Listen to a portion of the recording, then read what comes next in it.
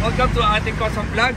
Papakita ko sa inyo yung pinakasimpleng layout na pwede yung gawin sa Toyota Tourer with 6 captain seats na ating custom seats. So papakita ko sa inyo yung layout na ginawa namin. 6 lang siya na upuan. Design number 4, ating custom X Eurotex. Dahil mo ka-partner sa Eurotex foam dahil ang upuan ng Eurotex foam napakatibay. So pinakita kong layout na to, lahat ng upuan nito in-advance ko pang harapan.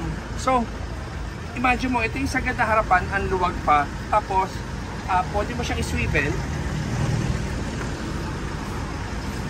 na magkaharapan kayo. Tapos ito, kung nasisikipan ka dito, ma-atras mo pa siya ng ganyan. So, napakaluwag. So, itong luwag na to, even dun sa third row niya, kasi, kailangan mo siyang i-atras para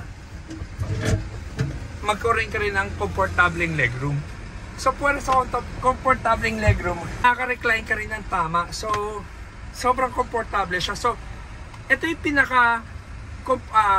pinaka-simplest layout na wala na kaming ginalaw sa lahat ng sidings.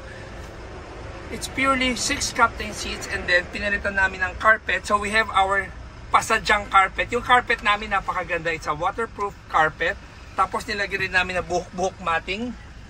Yan o. So, ang original carpet ng Tourer is parang vinyl. So, we have our own carpet na talagang pasadya na talagang pag nilagay, mumukha siyang original. Even sa OEM, wala siyang ganyang carpet.